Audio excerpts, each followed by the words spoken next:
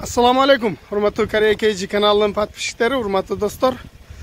Биз чыгарылышты баштадык. Буюрса, мына биз былтыры 2019-жылы тартып жүргөн базарга келдик. Бул базарда силерге белгилүү болгондой баягы кагаздары жок. Бул жерде базарда алдыңкы видеодогудай эмес. Андыктан мунун сценаларын өзүңөр коюп алдыңар деп эсте мен хозяиндардан сурап силерге айтам. Достор, мен сіздерге алдыңыздардағы 2018 жылқы Kia Bongo автоунаасын көргөзөйм. Менден Kia Bongo сурап аткандар үчүн бул айрыкча өзгөчө машина. Неге дегенде бул LPG газ машина, заводской газ. Аз мен сіздерге көргөзөйүн. Ак светте. Баллондордун баары жаңы. Эч кандай повреждениясы жок. Машина аябай таза. Жаңы заводской газ боюнча. Мен сіздерге сразу эле а дегенде бисмилла деп эшигин ачып 2018 жылқы келін сіздерге тақта өтейін. Екі алды электропакет. Арқасында еш жоқ банын алды электропакет болды дейсін. Электрозеркало. Бұл жағын қарасақ, сиденьялары ешқандай жыртылған жерлері жоқ. Сиденьялары таза ойынша. Даже спинкасының кнопкаменен белін ишіре тұрғаны. Бар екен. Подушка безопасности, мультируль. Сіздер бұл жаққа баш бақсаңыздар 7622 жүрген болғаны. Шундай эле жүрген. Бұл жағын қарасаңыздар LPG газ. Жана жеңіл машинадағыдай. Аз мен сіздерге баллончиктерін да көрсетем. Бұнысы складывание зеркала, подогрев зеркала, подогрев руль, подогрев сиденья, кондиционер көрөтастар. Бұл жағында магнитофоны бар екен, дисковый, Bluetooth, USB-ге выход. Бұл 6 ступка емес, бұл болғаны 5 эле ступка, механический коробка. Ол жақтарын қарасаңыздар, даже салафандары шығарып элек. Бардығы салафанда иштері таза екен. Азыр мен сіздерге машина жүріп тұрат. Сіздерге углодат болуш керек. Мен бұл машинанын айланып бирсиде кеңирирээк тааныштырып коеюн. Кичине шашпастан көңүл буруп көрүп туруңуздар. Сіздерден суранчы. Себебинде ала турган адамдар менден кайра сурап жүрүшпөсүн. Повторительдери бар экен. Заднийтеринде алдынан да көрүнгөндө аябай өзгөчө кооз машина. Бул 1 тонналык деп айтылат өзү негизи. Мына жакта көрөтасыздар, аябай чоң баллону бар, газ баллон. Бул газ баллондун бул жагына баш баксаңыздар 83,5 литрге ылайыкташтырылыптыр. Мунун мына жеринде ача турган эшиги бар, мына ачканда ушул жактан газ заправка болот.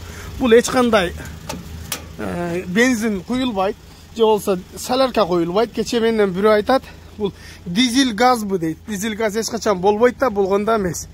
Бул заводской газ. Арка жагынан көргөзөйүн. Аркасында mo запаска дөңгөлөктөрү коюлу элек.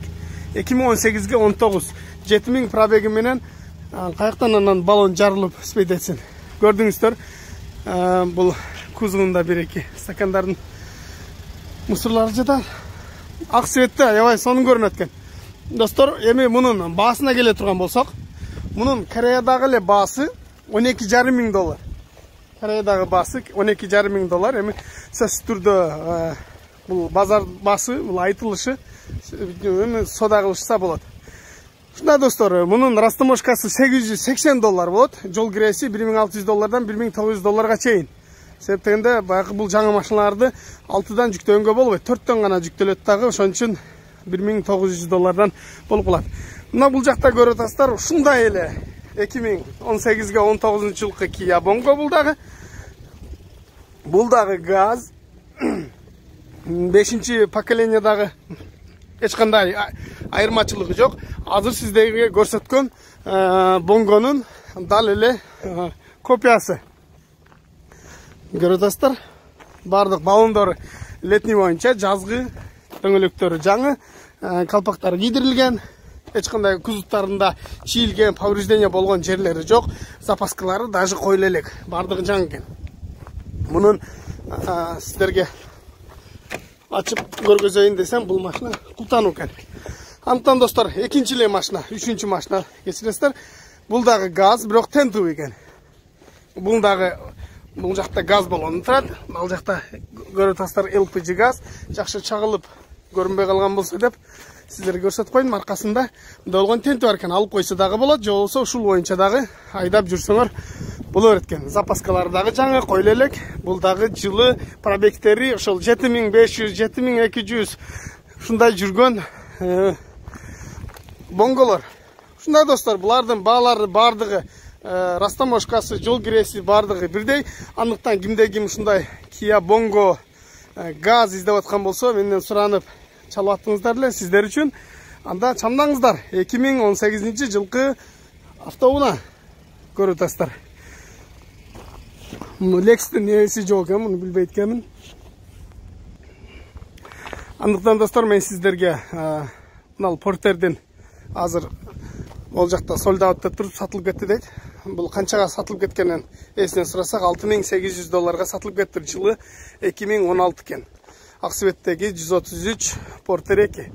Мен сиздерге эскертип айта кетейин достор, Кыргызстанга 2014төн ылдыйкы эски машиналар кирбей калган.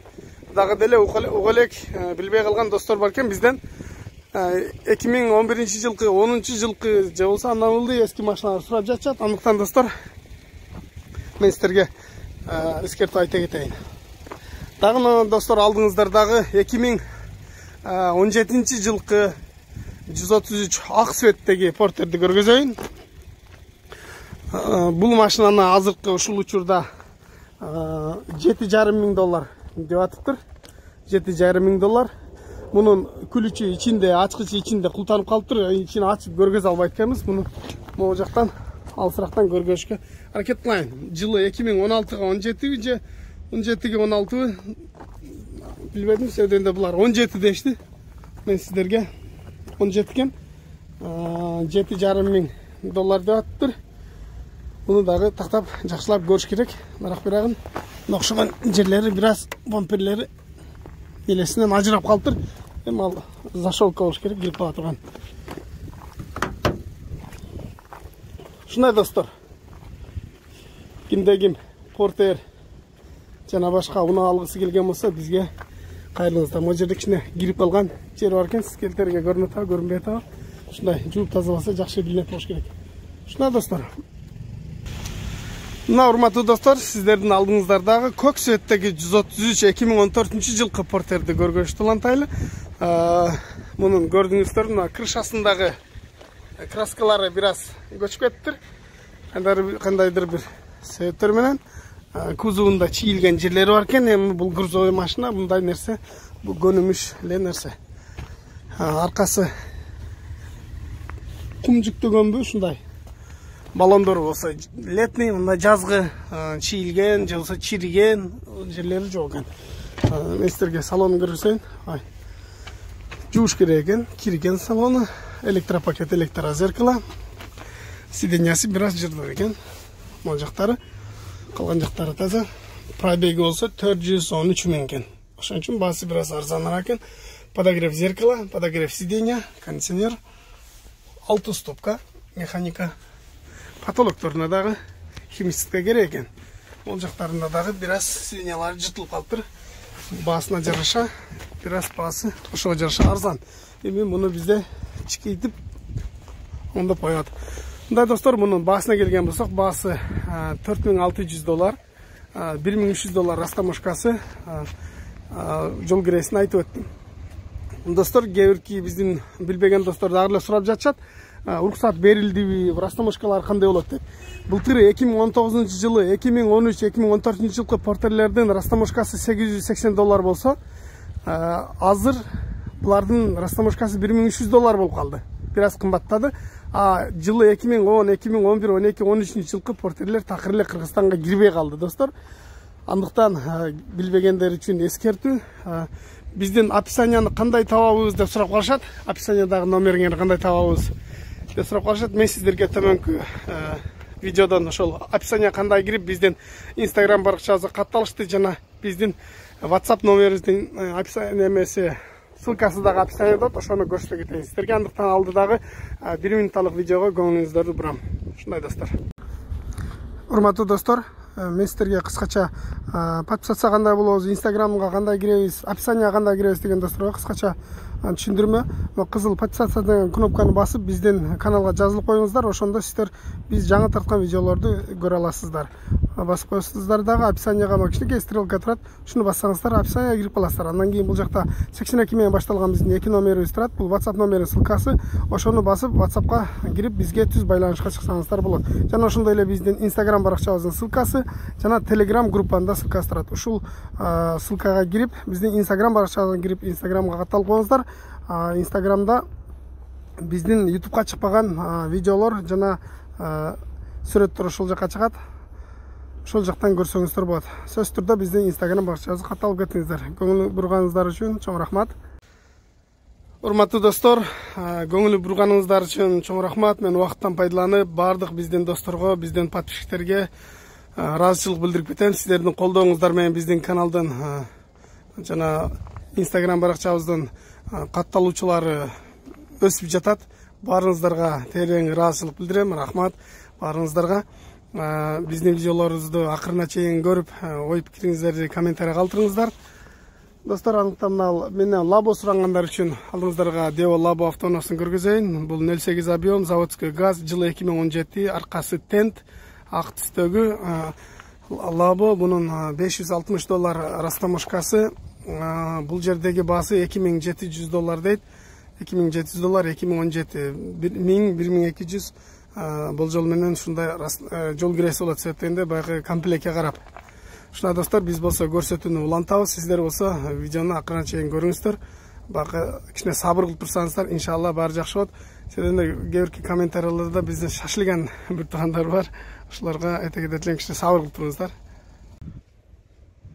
Мына урматтуу достор, сиздердин алдыңыздарда бул көрүп турган Көксөбөттөгү Kia Bongo автоунаасы. Бул өзүңүздөр көрүп турасыздар. Мына алдыңкы дөңгөлөгү чоң. Алдыңкы дөңгөлөгү 195 85 16. Бул ушундай чоң болот, заводской. Алды ресор. Энден алды ресорлуу портерлер тартып кой дегендер бар. Ошолорго көрсөтө кетейин. Үстүндө пластиковый багажы бар. Жылы 2014. Баасы $5000. Растаможкасы $1300 болот. Жол киреси алдыда айтылып өттү. Багы 70 литр. Бул дизель, объем 2,5. Негизи 2,9 бот бошкек булардыкы. Документте 2,5. Ушундай мен сиздерге тактап өтөйүн. Жыл болсо 2014. Кичине жыртылган жерлери бар экен. Бул белин ишире турган электрический, электропакет, электрозеркало, мультируль жок. Складывание, подогрев руль, подогрев сиденья, 6-ступенчатый механика. Азыр ключин алдык, пробегин көрөйүн. Пробеги 465.521. Ошондуктан бир аз арзаныраак экен, жылы жаңы. Бул ключи болсо чипкен. Ушуна достор, мен сиздерге бул машинаны дагы арка жагынан да бир көрсөтүп өтөйүн. Ичинде тиникеси капталган. Арка жагынан көрүнүшү. Аркасында көрүп турасыздар. Бунда 2 запаска турат, бунда дагы аркасында. Өзү негизи бирөө эле турат, бирөөсү болсо бул капталында турчу эле. Бул жак капталында. Анын ордуна яшык коюп тур. Портерлердики ушундай турат, эко. Бул алдыңкы дөңгөлөгү чоң болгондуктан анын алдыңкы дөңгөлөгү могу жерде турат дагы. Мунун ордуна яшык коюп тур. Көрүп атасыздар, баллондору болсо арканкы баллондордун размерлери 13 экен. Портерлердики 12, алды 15 болсо, мунун алды 16, аркасы 13, бир размерге чоң. Жүк көтөрүмдүүсү өзү китебинде 1 тонна 200 болсо, 5 тоннага чейин жүк көтөрөт. Жүк көтөрүмдүүсү аябай жакшы, негизи Bongo күчтүү машина. Портерге караганда, эми кээбирки адамдар капризный деп атат. Билбейм, бирок мен өзүм Bongo айдагам. Bongo аябай жакшы машина. Ушундай достор, кимде ким менден Bongo сурап аткан болсо, алдында ресору бар. Анда мен сиздердин өтүнүчүңүздөрдү аткардым деп ойлойм. Дагы болуп калса тартып көргөзөбүз буюрса. Урматтуу достор, дагы бир Kia Bongo 2014-жылкы дизель ак түстөгү Kia Bongo'ну көрсөтүп коеюн. Алдында капотунда кичине андай кирип калган мырыйган жери бар экен. Баасы $4700. азыр салонун көргөзөйүн. Жылы 2014, сиденьясы бираз эзилип калыптыр. Электропакет, электрозеркало, мультирулдары жок экен. Азыр бул жагында бир гана подогрев зеркало менен подогрев сиденьелер бар экен. Көрүнөт болуш керек экен, жакшы. Шестиступенчный механика, кондиционер, ключи бар экен ичинде. Азыр канча пробегин көрсөтөйүн. Пробеги 297.625. Механика. Балондор болсо жазык экен. Бул жагынан көргөзөйүн. Бул жагынан көрүнүшү. Экранга толук мындай киргизип тартайын. Көпчүлүк жакшы көрмөй болуш керек. Убакыттан пайдаланып айта кетейин, менден комментарийден сурап калат. Кореяда кар жабайбы деп. Кореяда күн чыгып турат, бирөөс кичине суугураак. 5-6 градустай минус. Куртка кийип жүрөбүз. Бирок кар жок. Канча-мынча учкундар жаап коет. Ушундай туугандар. Урматтуу достор, менден K-Pipe K5 жана Sonata LF тартипко 2014-15 жана такси болсо деле арзан болсо болду дегендер үчүн алдыңыздардагы 2015-жылкы K5 автоунаасы бул рестайлингүү серебро цвет. Дөңгөлөктөрү жазгы, дискалары болсо титаны, өзүңүздөр көрүп турганыңыздардай сразу бисмилла деп салонун ачып сиздерге көрсөтөйүн. Полный электропакет, электрозеркало. Бул жагын көрөсүздөр, электрический сиденья. Сиденьялар электрический. Сиденьясы эч кандай жыртылган жерлери жок, болгону чаңдап калыптыр. Мына бул жагын баш баксак 2015-жылкы ультраруль, подушка безопасности бар. Бул жагында магнитофон коюп, же болсо өзүнүн бардачогу бар, ошону коюп койсо болот. Панелинде эч кандай тешилген жерлери жок, болгону болду. Сторонний скотч экен. Мына жери эмне ушул жер бирден тоюп калды. Калган жактары жакшы, сиденьялары дагы таза экен. Подогрев сиденья, вентиляция сиденья, автомат коробка, шестиступенчный. Ушундай достор. Бул 2015-жылкы K5 аркасы рестайлинг эдет. Беркилерге мындай жарым айырмалап билет болушуңуздар керек. Көрсөтүп айта кетейин. Аркасында 4 парктроник датчиги бар экен. Бул LPG газ. Багы болсо 80 литр. 80 литр. Арка жагын көргөзөйүн. Бардыгы заводской. Комплекттерде эч кандай урулган жерлери жок. Бардыгы таза экен. Антон достор, мунун Кореядагы баасы $4,500. Кимде ким арзан автоунаа издеп аткан болсо, анда биз төмөндө көрсөткөн, же болсо алтта көрсөтүп өткөн видеодогудай номер менен кайрылсаңыздар болот. Буюрса биз сиздерге ушул машинаны тандаган машиналарды жөнөтүп беришке аракет кылабыз. Мунун алдында эле дагы бир ушундай K5 турат. Бул дагы комплектациялары азыр өзүңүздөр көрөсүздөр. Баасы бирдей эле, жылы 2014-15 экенби. Азыр көрөсүз 15 деп айтты, бирок ачып көргөн жокмун.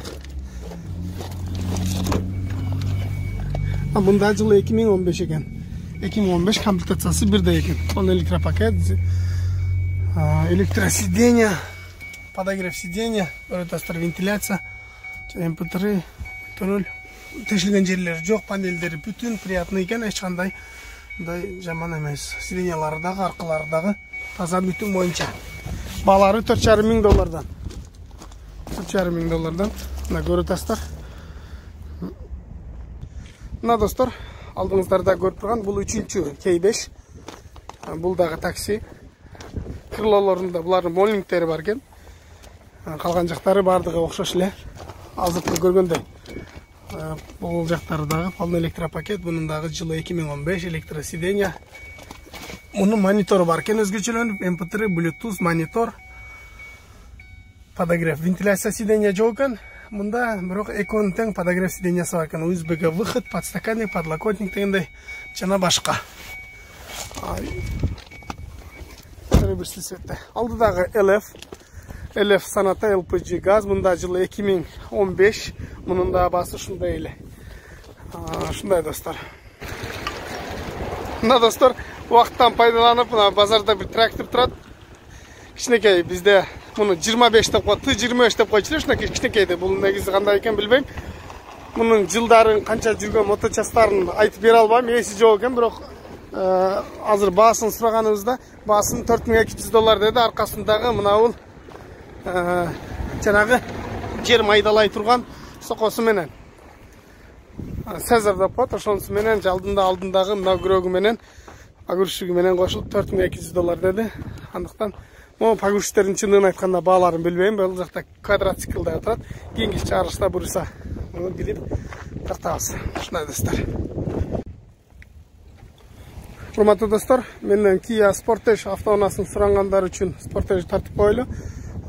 Бул 2016 жылкы 1.7 объем дизель 2 видовый Sportage, Kia Sportage автоунаасы. Азыркы учурда мунун Кореядагы баасы $9000 экен. $9000 мына базарда турат. Мен сиздерге эскертип өттүм. Ал жакта көптөгөн машиналар турат, биринде кагазы жок. Бирок мына жерде мындай эле номерлердин эле жана машинанын номери, куз номер ушу жака жазып коет. Кайсы машинаны сурап атасың дегенде ошону айтасың да. Саната дегенде окшош да. Ушундай достор, мен сиздерге алдыңкы мындай туманниктери дагы өзгөчө болуп, төрт болуп, жаңы рестайлинговый выпуска, жаңы 2016 Sportage'нын алдыңкы фараларына дагы бир аз дизайн өзгөртүлгөн. Эми сиздерге мунун ички салонун көргөзөйүн. Повторительдери бар экен. Полный электропакет. Бул жагын көрүп турасыздар. Жылы болсо 2016. Сидениясында болсо мына окшогон кичине жешилген, кичине жыртылган жерлери бар экен. Бул белин ишире турган электрический, калганы ручной. Электропакет, мына эмнеле, подушка безопасности бар экен. Жана мультируль. Машина аябай палит минген окшойт, кир. Даже мына рульдарды карасаңыздар, чаман кир экен. Бул жагына башпасак, эки алдыңкы сидениясы 3 режимде подогрев экен. 6-ступенчный автомат коробка. Бул жакта өзүнүн дагы кнопкалары турат. Режимдери, монитор бар экен. Пассажир жакта дагы подушка безопасности жана авторегистратор. Бул жагын карай турган болсок, мен сиздерге арка жагындагы көрсөтөйүн. Бул аркасынан отурган адамдарга кенен эле экен. Сиденияны бир аз алдыга жылдырчу болсо, ортодо подлокотник бар. Люк болсо жок. Сиденияларында жыртылган жерлери жок экен. Мына достор, мен сиздерге арка жагынан көргөзөйүн. Бул Sportage'дин аркасынан көрүнүшү. Аркасында мындай камера задний вида бар экен. Камера задний вида Sportage. Жана бул жагынан көрүнүшү. Аркасында мындай спойлери дагы бар экен. Дөңгөлөктөрү летний, дискалары болсо титановый. Ушундай достор, кимде ким Sportage сурангандар болсо, мен сиздердин өтүнүшүңүздөрдү аткарууга аракет кылып жатам. Булары бир аз бошоп калыптыр. Катырып коюш керек экен. Ушундай достор. Анда эмесе достор, ушунун жанында эле Hyundai Tucson 4WD 2 объем мына мокрый асфальт цветтеги автоунаа турат. Бул кроссовер, корейский кроссовер. Мен сиздерге көргөзүп коем. Бул Россияда GF35 болуш керек. Мен адашпасам. Алдыңкы фарлары да бир аз өзгөчө линзалары бар экен. Дөңгөлөктөрү болсо жазгы диска, титановый диск экен. Жана бул жагынан көрүнүшү анча-мынча кузовда кичине чилген жерлери бар экен. Арка жагынан көргөзөйүн сиздерге. Hyundai Tucson автоунаасы 4WD. Муну багажында ачып көргөзөйүн. Багажында шторкасы жок экен. Комплект запаскасы бар. Эч кандай урулган жерлери жок экен. Болгону машинанын ичтеринде лай бирдеме. Бул жагына бирдеме жүктөгөн окшойт да. Сиденияларынан бери чаң болуп калыптыр. Эми салонун тартып көргөзөйүн мен сиздерге. Бул бесключовой доступ экен. Кнопка менен ачыла турган. Бул жүргүнчү жүрө турган пассажир жагындагы сидениясынан көргөзөйүн. Эч кандай жыртылган жерлери жок. Асты палас. Коробкасы автомат. Бул жагынан карай турган болсок, смарт key, жана бесключовой доступ, монитор DVD. Жана эки алдыңкы сидениясы 2 режимде подогрев экен. Подушка безопасности бар. Жана бул жакта дагы ушундай мультируль, подушка безопасности. Бул жактарында полный электропакет, электро жана складывание зеркала. Ал жактарын көрө турган болсок, потолоктор болсо бир аз кирлеп калыптыр. Onu salafonları çeçilele eкен. Бұл 2015 жылқы 2 объем 4 VD Hyundai Tucson'ды көрсөттүм достор сіздерге.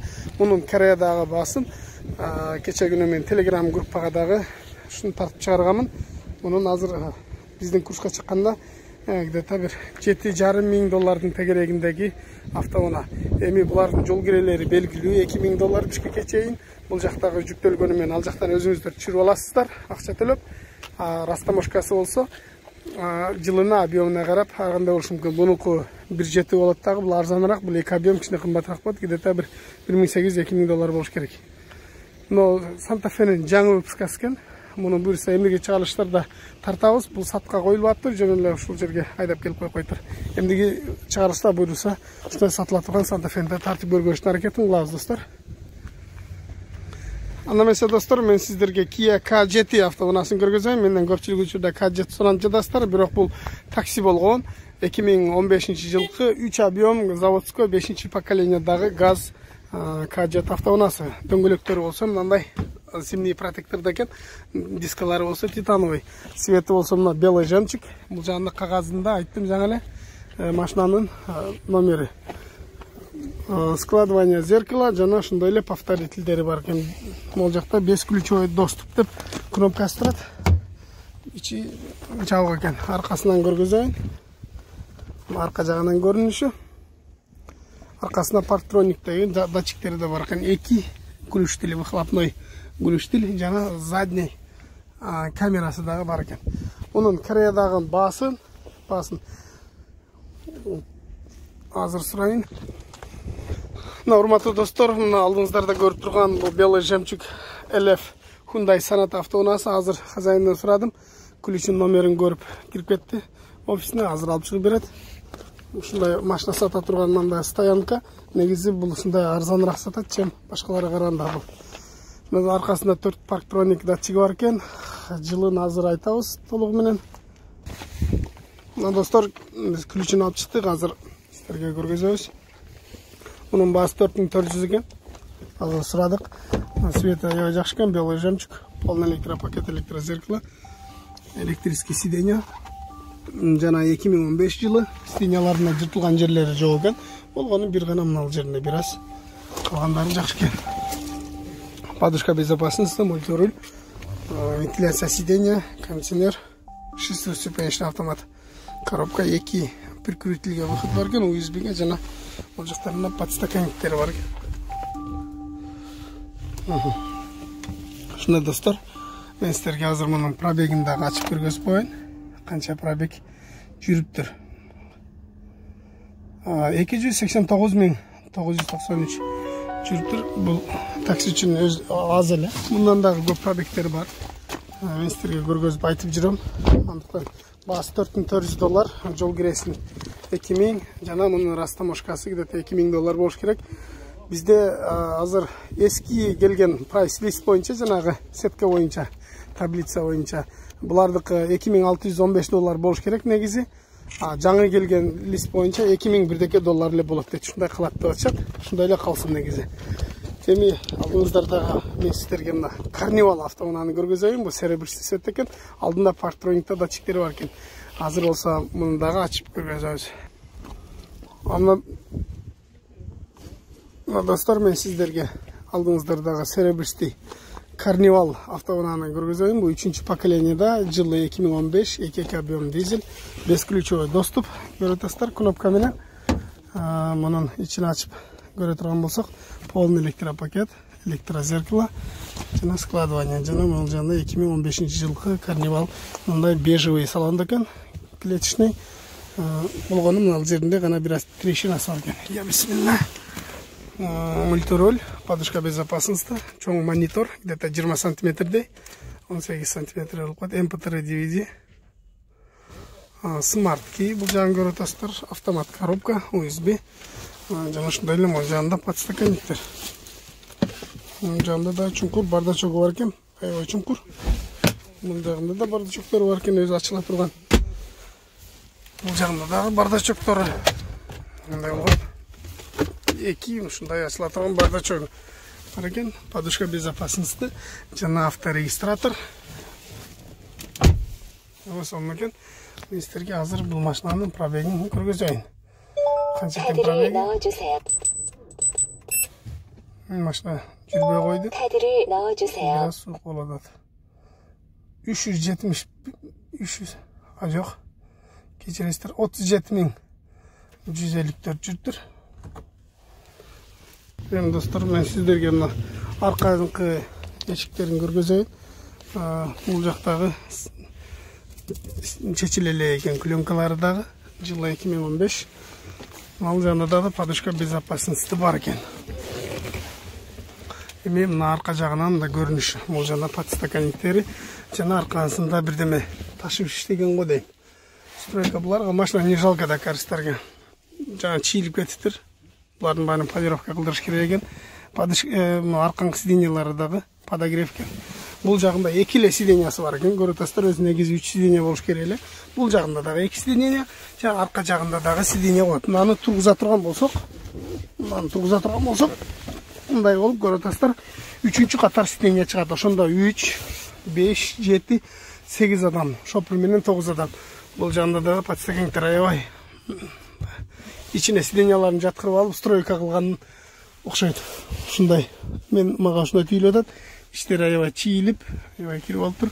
Мунун баарын пластик полировка кылыш керек экен. Аркасында дагы подушка безопасности. Ушул жака да көңүл буруп коюңуздар. Бул жакта мына подушка безопасности бар экен. Жана мына жерден печкалардын, наддувтардын управлениялары, лампалары. Мунун нече экен, бирок баасына жараша ушундай. Мен силерге арка жагында көргөзүп коеюн. Аркасында парктрониктери жана камера задний видде турат.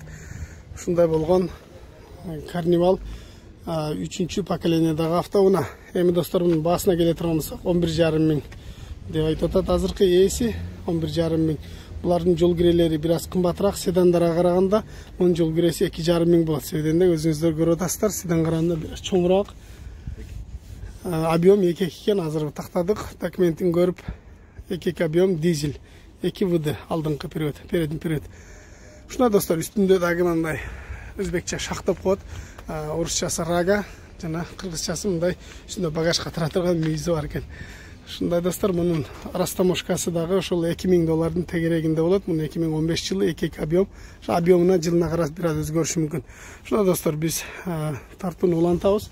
Мына бул видео аябай узарып кетти. Мен бул видеону достор, бул видео аябай узарып кетти, жарым саат болуп кетти. Мен кыскартайын дагы, кийинки чыгарыш кылайлы. Ушул машина менен аяктайын. Бул 2015 жылкы элеф белый жемчуг, алдыңкыдай эле комплектациялары да жакшы, монитору бар экен.